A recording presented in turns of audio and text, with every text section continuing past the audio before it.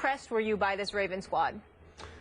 Stephen A., I was extremely impressed because I thought it was ultimately a tribute to the Baltimore Ravens' character, its guts, its heart, backbone, tradition, to survive that game against its arch rival on its arch rival's field in a big primetime Thursday night game without one of its key leaders, Terrell Suggs, and remain afloat for the season, to save its season. Because I've told you before, I've said it twice this week, if Baltimore could survive this game, the schedule to me, and I know every NFL schedule, it's hard to say they're easy, but it gets way easier.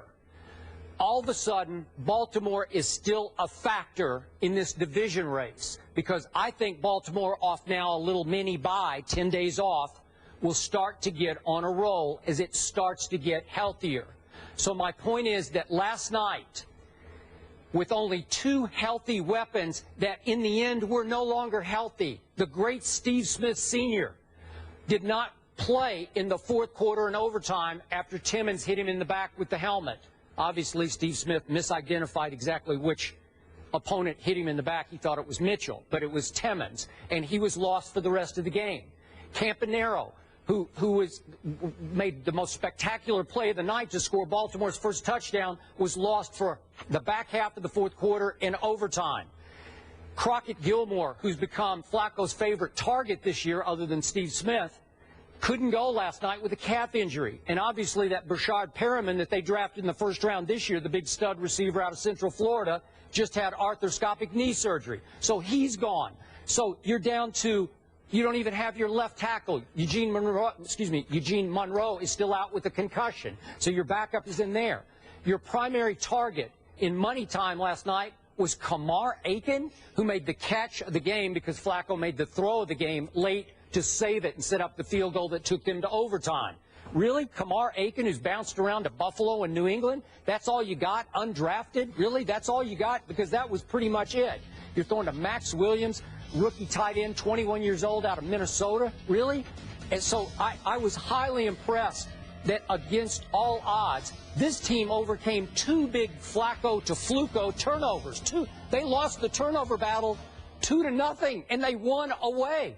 They went for it with the fake field goal on 4th down and blew that. Then they went for it another 4th down. Flacco tried to sneak it, and they blew that. Think of all their blunders. I could get just as worked up over how Baltimore almost blew the game to Pittsburgh. I could make a case that they made more mistakes to blow the game than even Pittsburgh did, though in the end, the quote-unquote fatal mistakes, football-wise, were made by the Steelers. But look at what they overcame to get out of there alive, barely alive, with a W, and look out now for the Baltimore Ravens, because here they come. Well, Skip, I respect your position, and obviously we're talking about the Baltimore Ravens here, so everybody knows that from a fact-based perspective, you're absolutely right. But I would contend to you that outside of Justin Forsett showing up and reminding us all of the running back that he was last year, and he deserves a whole lot of credit for that because he played an hellacious game last night. He deserves a lot of credit. You got to remember, Baltimore didn't even start the game running the football on their first drive. They threw the ball every time. They didn't even run the football. And then here comes Justin Forsett. He set up their first touchdown because of a 33-yard run. There was still the fake field goal, obviously, that flopped. There's no question about that. There was also an interception from Flacco to Cockrell. There was a fumble recovery on the part of Cockrell as well, who made a difference last night for the Steelers. But in the end, Skip, I have to tell you, without denigrating the Ravens in any way, because they just reminded us all of the character that they had in that franchise, on that football team, from Newsom, to Harbaugh, right on down, even without T. Sizzle and, Ray Lewis, who retired a couple of years ago, and everybody else. The reality of the situation is that I think that this is more so about the Steelers losing than about the Ravens winning. Really? The Steelers gave it. I really feel that way. I really feel that way because, to me, Joe Flacco didn't have one of his greatest games. He only threw for 189 yards. He was 20 of 33. There was nothing spectacular about his performance, even though he made a couple of key throws, which he always does, particularly in Pittsburgh. You know, Steve Smith ended up going out. Aiken caught a touchdown pass. That was really good to see because you're seeing somebody other than Steve Smith Sr. stepping up, and we get all of that. But the Steelers were up 20-7.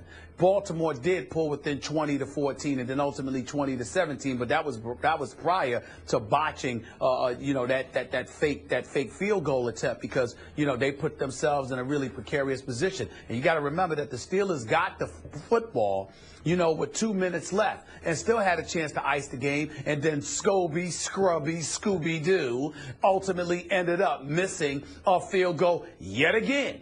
Why? Because in part, the Steelers got conservative. The Steelers played the whole game conservative until the overtime period arrived. Then they got a bit reckless and adventurous, and it just got on my nerves. It shows there's no continuity, no rhyme or reason to what they're doing offensively, and we can understand and surmise why that is because there's Michael Vick instead of Big Ben Roethlisberger. But the flip side to it is that the game was theirs to lose, not once, not twice, but one could argue on at least 5 or 6 different occasions. The 2 missed field goals, the 2 4th-and-1 situations. I mean, you just look at it and you just say, what the hell is going on here? There were so many blown opportunities for the Steelers to put this game away.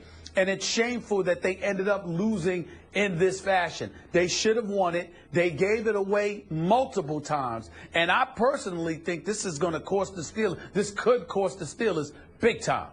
Really. Okay, but one quick point of order. I'm no Flacco fan, but who was he able to throw to last night? How could the fact that he had, whatever you said, 189 yards, whoever's how open. Do that? Whoever's well, open. Whoever's open. Nobody. Well, I can't say that. Aiken got open. Justin Forsett was running the football, and more importantly than anything else. Again, how many times do I have to repeat myself? I am not enamored with the Steelers' defense. There's nothing intimidating about them. Wow. There's nothing about them that really listen, it's getting better compared to what it was, but it still has a lot of work to do. There's nothing intimidating about the Steelers' defense whatsoever. They showed up yesterday and played relatively well, but what you going to do, give them an A or a B when they gave up 150 yards to a guy that wasn't even averaging 3.5 yards a carry coming into this game this season? Let's call it what it is. The Steelers were okay. They did a decent job, but there's nothing spectacular about this defense right now. Okay, but bottom line, would you agree with me that ultimately Michael Vick wasn't good enough to win that game for the Pittsburgh Steelers? I'm going to say to you that ultimately Todd Haley wasn't good enough because he didn't make sure that Le'Veon Bell got the ball. It shouldn't have came down to Michael Vick. It was supposed to come down to Le'Veon Bell or Scooby-Doo. It was supposed to come down to one of those two, and it didn't. Tell us how you really feel. Or it didn't in Le'Veon Bell's case. Big win for the Ravens, though, who have a very favorable schedule coming up. I think they can easily win, not easily, but 4 of the next 5. Browns, Niners, Cardinals, which will be tough, Chargers, and Jaguars. Coming up, we'll get into this Sunday's Cowboys-Saints matchup. And speaking of the Cowboys, take a look at this photo that Orlando Scandrick sent us of his knee. He was on his way to Bristol yesterday when his trainers told him he couldn't get on the plane because, unfortunately, his knee flared up. But he's still going to give us a call later in the show. More on the Cowboys and Saints. That's coming up after the break. Story would have been good enough. We need to see that picture.